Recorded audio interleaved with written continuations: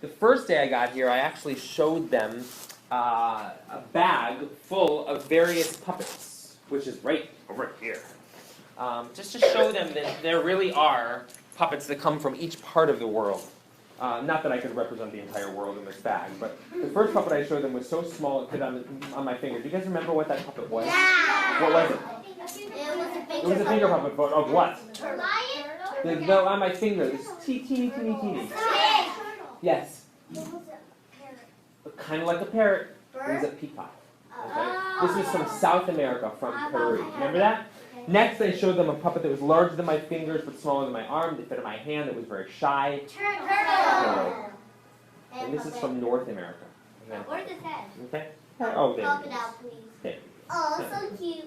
And then I showed them a puppet from Africa and from the country of Kenya. Do you remember what puppet came out of there? No. Lion. Lion. Whoop. Like that. Okay. Then I showed them some puppets that I don't carry in here because they're too fragile to carry in here. And I'll show you one of those puppets right now. The puppet looks just like this. Ta-da! I see it. Can you see this puppet? No. No. Why can't we see this puppet? Because there's no light. Because there's no light, and also because it's behind the screen, right? Yeah. So we have to have some light. So can you come up here, please? And can you just hold the light for this? Okay. So you hold the light. I will hold the puppet, and voila. What do we see now? We see a puppet of a frog. Anybody remember where this puppet is from? Africa. No. It starts with a K. Yeah. Forgot. Yes. Cambodia, a country in Southeast Asia. And you're actually not seeing the puppet at all. You're seeing the shadow, right? The light hits the puppet, which blocks some of the light, creating a dark shape on the screen called a shadow, which is why this whole type of puppetry is called shadow puppetry. This is from, stay up there, that's from Cambodia. I have another one from Thailand, which looks like this. Do you guys remember this one? Yeah. Right. Hold the light closer so it's a little bit brighter, even closer. There we go. And I have one more from Indonesia. This one's Do you remember this one? yeah. And does someone want to tell the rest of the audience why, one of the reasons why this is painted such beautiful colors on both sides? Yes. Because people may look from the back so they could see the colors and not just black. Exactly. Half the audience traditionally sits in front of the screen in a lot of Southeast Asian cultures, and half the audience sits behind the screen. So that if you sit behind it, you can see the colors and the shadows. Give her a big hand for holding the light. I'll take this. So the first day after I did this, I performed a show for all of you. And it was about how shadow puppetry actually started. Can someone in 3 sentences relay that story? How did it start? Yes. It started. Who can it? Yes. It started in China where an emperor. They actually stand up and say it so everybody can hear you. Oh. Okay? So it started in China where a king or an emperor. It started in China where an emperor's wife went on a long journey, and she didn't come back, so he wanted to see her again. So he went to the magician and asked him to bring her back, but he couldn't, so he did it some other way with shadow puppetry. Except, give her a hand. Very good. So a magician was bringing this emperor's wife back, and there's no way he possibly could. So he actually made a shadow puppet of her.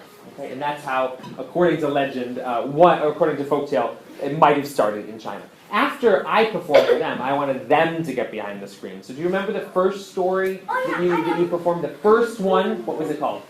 Or what was it about?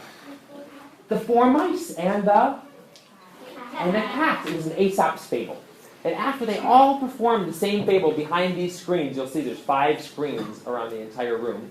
Then they each got their own Aesop's fable, and they brought those to life. Can these classes remember the 4 different fables that there were?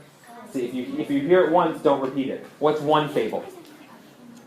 The goat and the lion. The goat and the lion, that's one. Number 2, the apple, the peach, and the Grapes. blackberry. Yes, that'll do. You got number 2. Number 3, the lion and the mouse, and one more. It's the cricket. Not the cricket. I mean the grasshopper. The grasshopper. And the ant. Give yourself a hand. Okay. And last but not least, this was the chunk of our time together, we brought to life, because we basically explored how stories can be used, how shadow puppetry can be used to explore stories that have been told throughout history. And a long time ago, people didn't understand how all the constellations in the night sky worked, so they'd look up and they'd make stories to describe how those different shapes got to be in the sky. So then I read the stories to them, and then I challenged them and I said, let's create shadow puppet shows to bring those to life. So they, as a class, thought of original character dialogue. So everything you hear that the characters say is from their own imaginations. They also made the puppets from scratch. They also made the scenery from scratch. And they will be doing all the voices throughout the production. They'll also be doing all the special effects. Okay? So a lot of work, and if you could only see, if we had a special cam that could show you what was going on back here, it is busy. Because there's a lot of collaboration and group work that really makes this happen. So without any further ado, we'll now present. We have 5 different stories, but each class did 5 stories, so you'll see the same stories in this class as in this class. But there will be some big differences because, as I mentioned before, each class made up their own character dialogue as well as the puppets are all different. So notice the similarities and the differences that you see within the presentation. And it's going to be really exciting for the kids because they have not seen their sister classes' performance. Well, what I mean is this is with 2 classes next to each other. Yeah, They could be brother classes. You know what I get mean, it. okay? You get it. And before we start, I want to ask you, in terms of the technique of shadow puppetry, what are things that you need to think about as you're performing? Yes. Vocalization. Tell me about that. What do you have to do? So one of them you need to speak loudly, Loudly, clearly, and slowly. loudly, clearly, slowly, and there's one other thing you're missing. Yes? Emotion. Emotion. Okay, so that's one thing that we're going to look for. What's another thing we're going to look for? Movement. Movement. Tell me more about that. You gotta keep your puppets where they're not in something because you can only see the shadow. And So make sure it's on the screen and not sort of too low, right, or to the side. What else? and you gotta make sure that they're on the ground. They're on the ground and not flying if they're not supposed to be. Okay? What else do we have to think about? Someone who I haven't called on. Yes? You have to move your puppet when you're speaking. As a character speaking, you move it so the audience knows where to look. Yeah, and there's another thing. When, You forgot. Anything? What about something that starts with a P? Yes. Posture. And what do we mean by posture? Yes. position. Your position. You don't want your own body to get in the way of your beautiful shadow puppets, because then we'll just see a big blob on the screen. Okay? So we practice this a lot. So they really know this, but now it's time to perform, and let's really focus on these 3 things. Okay? Let's have group 1 from this class come on up and start the.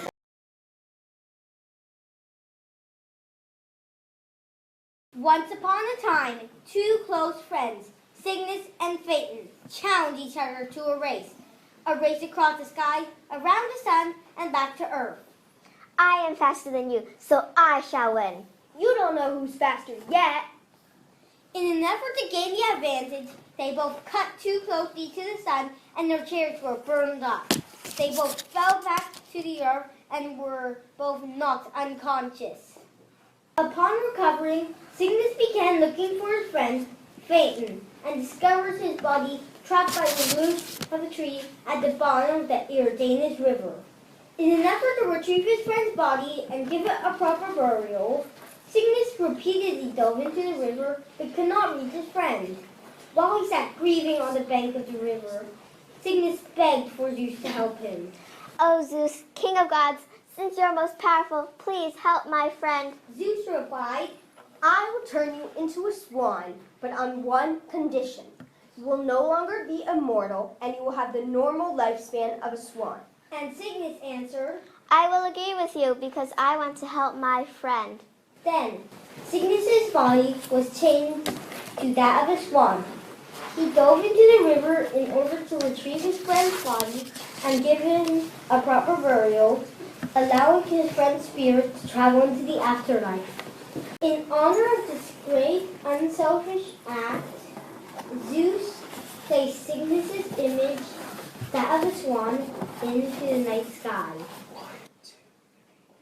The end. So on the count of 3, we'll take a big bow. You can leave your puppets right there. 1, face the audience. 2, 3, one more big bow. All right.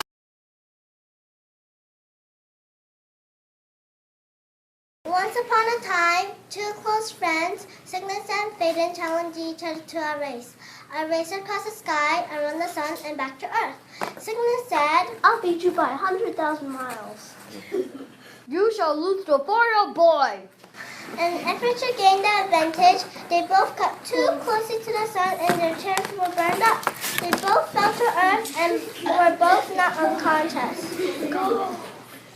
Upon recovering, Cygnus began looking for his friend Phaeton and discovered his body trapped by the root of the bottom of the Radius River. In an effort to retrieve his friend's body and give him a proper burial, Cygnus repeatedly dove into the river but could not reach to his friend. While he sat glimmering on the bank of the river, Cygnus begged for Zeus to help him. Please, Zeus, give me a body of a swan so I can help my friend. Okay, fine, I'll give you the body of a swan. Then Cygnus' body was changed into that of a swan. He dove into the river in order to retrieve his friend's body and give him a proper burial, allowing his friend Swift to travel into the afterlife. In honor of this great unselfish act, Zeus placed Cygnus' image that of the into the night sky. About 1, 2, 3.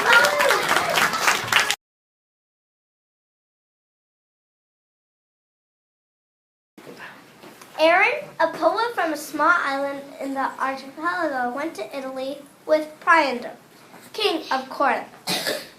While he was there, he became quite famous and quite wealthy.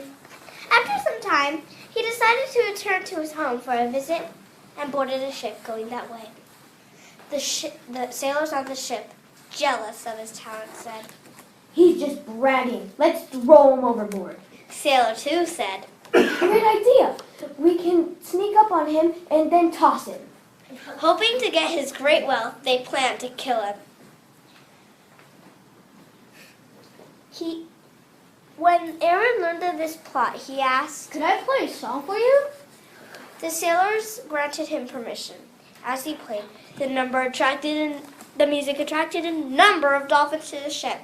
One of the dolphins said, Let's save him! Aaron immediately realized that these dolphins might be able to save him if he were in the sea. He was surely going to die if he stayed on the ship, so he threw himself overboard into the sea. And one of the dolphins did come to his aid by carrying him safely to shore.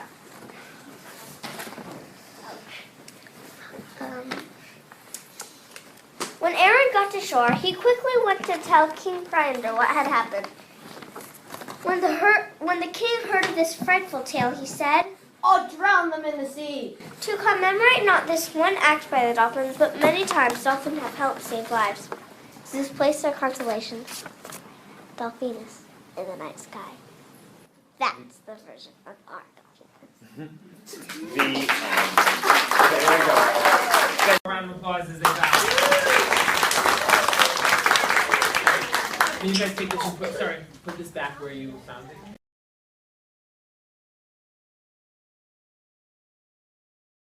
Aaron, a poet from a small island in the archipelago,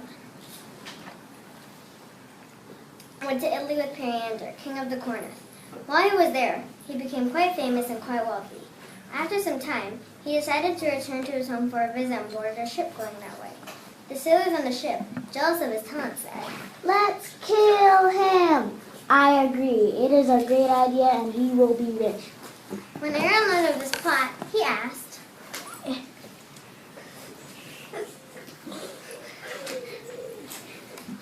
Technical difficulties. Why don't I play the lute before you kill me? the sailors granted him permission. As he played, the music attracted a number of dolphins to the ship. One of the dolphins said, What wonderful music. the other one said, I know. Aaron Aaron immediately realized that these dolphins might be able to save him if he were in the sea, for he was surely going to die if he stayed in the ship. So he threw himself overboard, and one of the dolphins did come to his aid by carrying him safely to shore.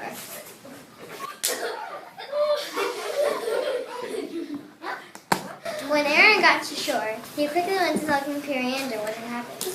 When the king heard this frightful tale, he said, God, I'm gonna put them in the meat grinder.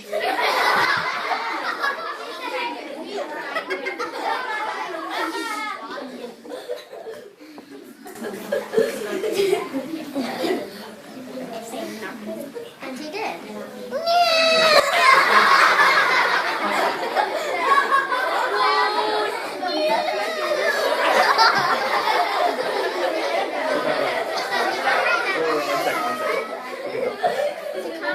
Only this one act by the dolphins, but the many times dolphins have saved lives, Zeus placed the constellation Delphinus into the sky. The oh. And then come back with me.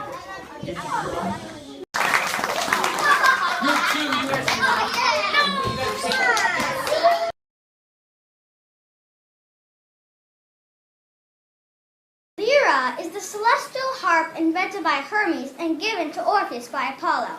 It is said that when Orpheus played on his harp, usually love songs to his bride Eurydice, that people and animals would stop what they were doing just to listen. Eurydice loved listening to the songs and would say to Orpheus, Your songs are very lovely. I enjoy them very much. One day, Eurydice died suddenly, which broke Orpheus' heart. In his loneliness, Orpheus attempted to win her back from Hades, ruler of the wonderful. Orpheus began his descent into the underworld, playing his lyre. As he approached Hades, he was pleased to see that Hades greatly enjoyed his music. After a while, Orpheus stopped playing his music. Hades asked him, That's such lovely music. I demand you to keep on playing. Orpheus agreed, but on one condition. I will keep on playing if you give me back my wife. Hades agreed. Orpheus began to play. At the conclusion of his music, Orpheus asked, I finished playing. Now give me back my wife. and Hades replied that she would indeed be released, but on one condition. I'll bring her back if you keep on playing, and you can't turn around. If you do, I will not bring her back. So Orpheus began his return to playing his music. Behind him, he could hear the footsteps of his beloved Eurydice, which thrilled him greatly. However, to test Orpheus' trust, the return route Hades insisted on led through a pine grove. As Orpheus approached the upper world, he passed through this pine grove, but he could not hear the footsteps of his beloved Eurydice.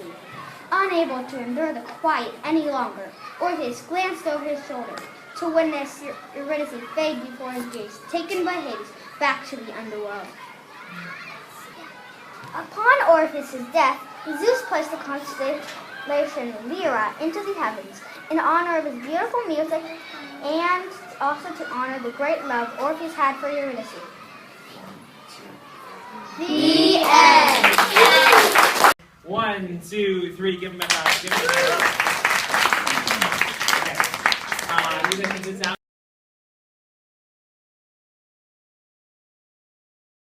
Lyra is the celestial harp invented by Hermes and given to Orpheus by Apollo. It is said that when Orpheus played on his harp, usually love songs to his bride Eurydice, that people and animals would stop what they were doing just to listen. Eurydice, now listening to the songs, and would say to Orpheus, Orpheus, please play more songs. One day, Eurydice died suddenly, which broke Orpheus' heart. In his loneliness, Orpheus attempted to win her back from Hades, ruler of the underworld. Orpheus began his descent into the underworld, playing his lyra. As he approached Hades, he was pleased to see that Hades greatly enjoyed his music. After a while, Orpheus stopped playing his music. Hades asked him, Why did you stop? That was the best song I ever heard. Orpheus agreed on one condition. I will continue playing if you bring my wife back, Hades. Hades agreed and Orpheus began to play. At the conclusion of the music, Orpheus asked, Now will you bring my wife back?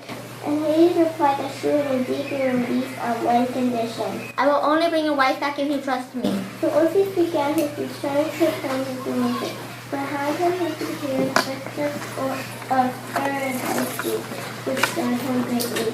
However, to test Orpheus' test, they return around 80% and lead through a pine grove. As Orpheus approached the upper world, he passed through this pine grove, but could not hear the restlessness of his beloved Eurydice. Unable to endure the quiet any longer, Orpheus glanced over his shoulder to witness Eurydice's fame before his gaze.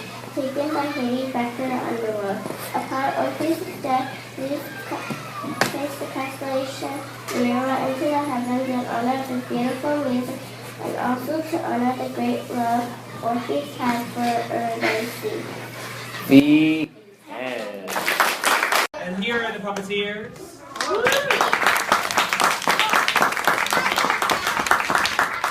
Great.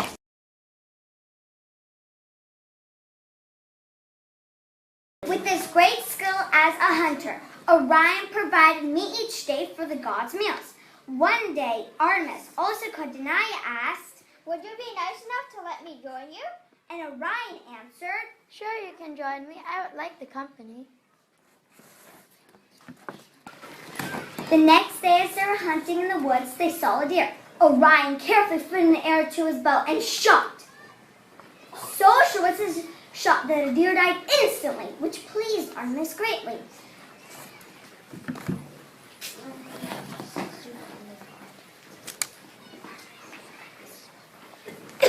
At dinner that evening, Artemis told everyone, even Zeus, of Orion's great ability with the bow.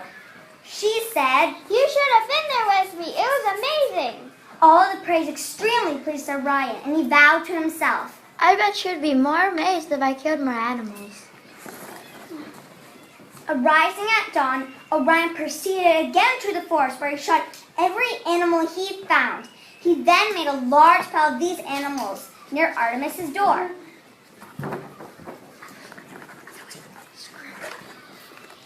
Then, knocking on her door, he asked her to come outside and see the great surprise he had for her. Upon seeing the great pile of dead animals, Artemis was horrified. For you see, Artemis was also the protector of animals and punished those who killed more than they could eat. She said, What have you done to all the animals? and then, in her anger, she stomped her foot, and out of the ground came a large scorpion who stung Orion on the heel, which causing him to die in great pain. But in his great service to the gods, Zeus placed the constellation in the night sky, and that's how the constellation Orion got in the night sky. The And cheers for this group. Very nice. Now please get your puppets down carefully. Okay?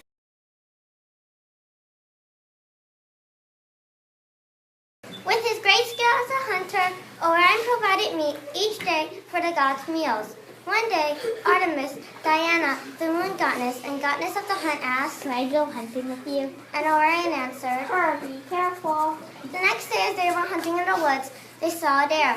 Orion carefully fitted an arrow to his bow and shot. So which pleased Artemis greatly. At dinner that evening, Artemis told everyone, even Zeus, of Orion's great ability with a bow. Wow, you see, no, I didn't shoot that deer. It was impressive. All of the praise extremely pleased Orion, and he vowed to himself, tomorrow I'll kill everything I see. Arising at dawn, Orion proceeded again to the forest, where he shot every animal he found. He then made a large pile of these animals near the door to Artemis's house. Then, knocking on the door, he asked her to come outside and see the great surprise he had for her. Upon seeing the great pile of dead animals, Artemis was horrified. For you see, Artemis was also the protector of animals and punished those who killed more than they could eat. She said, You will get killed by a giant scorpion. Wah, ha, ha, ha. and then she put on the ground, and out of the dust came a great scorpion. He stung Orion on the back and he died in great pain. But in honor of his great service to the gods, Zeus placed his constellation in the sky.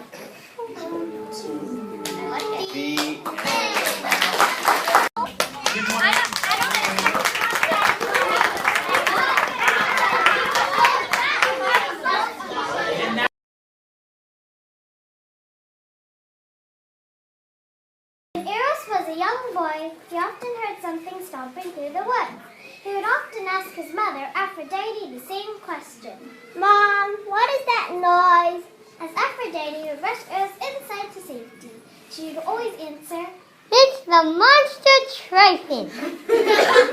But one day, as Aphrodite and her son Eros were in the forest, they heard the monster Typhon bellowing. I'm getting hungry. Aphrodite said, Run! Tryphon's coming to devour us. and Eros said, I don't want him to eat us. Aphrodite took Eros' hand and they ran away as fast as they could. As they ran, the noise of Typhon's approach got closer and closer. He now below. I'm going to swallow you whole. Finally, Aphrodite and Eros had run so far that they had reached the shores of the great sea. Knowing that the terrible Typhon would soon be upon them, Aphrodite asked, What are we going to do? Eros answered, Let's turn into fish. and so Aphrodite and Eros turned themselves into two fish and swam away to safety. When Typhon reached the shores, he thought, Huh? Where did they go? I wanted to eat them. Zeus later immortalized this great escape by placing the figures of the two fish, Pisces, among the constellations. The end.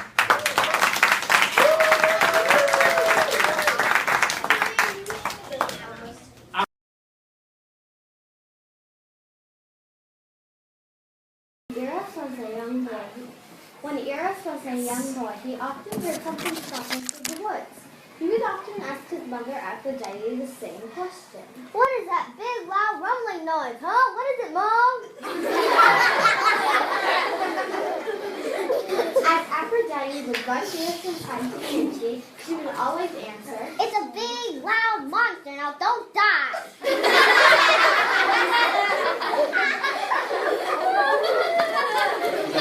But one day, as Aphrodite and his son Eros were in the forest, they heard the monster Typhon bellowing. I'm ugly. I'm gonna get you. Aphrodite said, Oh no, we see them for food. What should we do? and Eros said, Run for your life! Eros came and they ran away as fast as they could. As they ran, the noise of Typhon's approach got closer and closer. He now bellowed. Oh, I see you. I'm coming for you. Finally, Aphrodite and Eros had run so far that they had reached the shores of the great sea. Knowing that the terrible Typhon would soon be upon them, Aphrodite asked, Oh no, what should we do? I think we're gonna die. Eros answered, Yeah, we will. I just know it. Wait, maybe we can turn into two fish. and so Aphrodite and Eros changed themselves into two fish and swam away to safety. When Typhon reached the shores, he thought, Oh man, now I'm even hungry.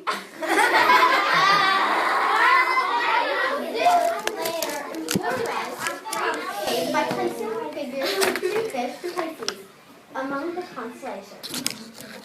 The The end.